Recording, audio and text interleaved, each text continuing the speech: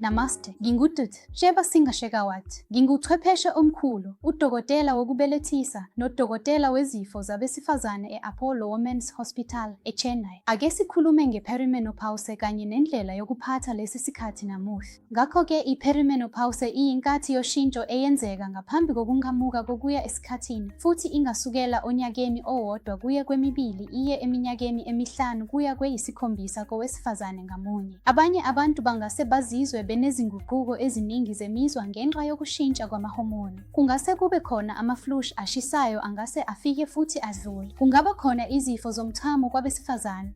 Kungase kube khona nezinkinga ezihambisana namahomoni, izinkinga ze-thyroid ezitholakala okokuqala, kanye nokukhuluphala okuyinkinga abaningi abavame ukubhekana nayo ngalesi sikhathi. Iningi noma ingxenye enkulu yezinkinga lezi ingakazululwa ngokushintsha indlela yokuphila ngendlela efanele. Ngakho-ke ngokuguqulwa kwendlela yokuphila, ngisho ukuthi into yokuqala ukudla. Ngakho-ke ukudla okulinganiselayo, okunomsoco, okunempilo kubalulekile, futhi okubaluleke kakhulu ukugwema ukudla izinto ezithile ezifana nokudla okucutshunguliwe, noma ukudla okunamafutha amaningi, okunespithu eningi, noma ukudla okunezingandamathe eziningi. Ngakho sifaka okuningi ukudla okusanda kuphekwa, imifino eminingi nezithelo ekudleni kwethu. Ngakho ngeluleka ukuthi udle izithelo, okungenani isithelo esisodwa nsuku zonke, esingaba sendawo noma esesikhathi sonyaka. Ungafaka okuningi imbewu, amantongomane azohlinzeka ngama-fatty acids abalulekile kanye nama-phytoestrogens. Okusanhlamvu okuphelele, okusanhlamvu nakho kuyimithombo emihle ye-phytoestrogens futhi iyasiza. Futhi kunciphise ushukela, kunciphise nosawoti ekudleni. Okubalulekile kakhulu isikhathi sokudla.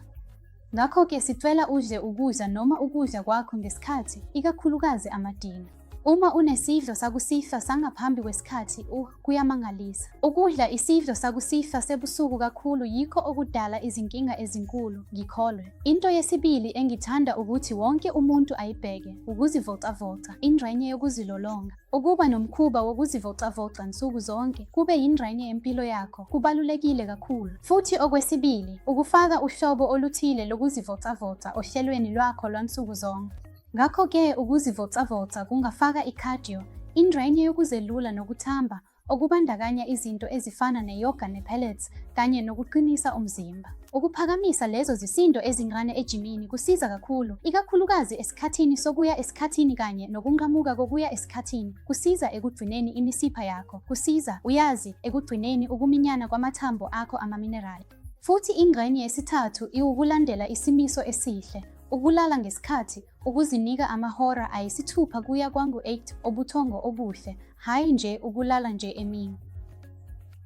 Kanye nalokhu, uma singafaka ukuphathwa, amasu okunciphisa ingozi, ukucindezeleka okuvela ekudleni kwethu, kusukela empilweni yethu, lokho kuyoba kuhle. Ukucindezeleka sekuyinto, ekhona yonke indawo kulezi zinsuku, kodwa, ukucindezeleka kungalawulwa ngokuzinika isikhathi sokuphumula, ukuphatha isikhathi sakho kangcono, mhlawumbe nokwenza iyoga encane noma ukuzindla. Lokho kuyasebenza ngempela.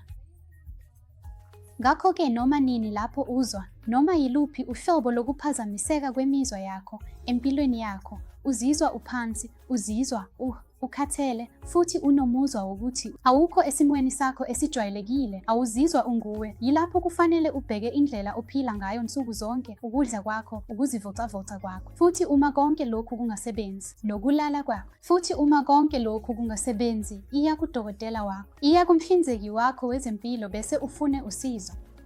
Ngiyabonga.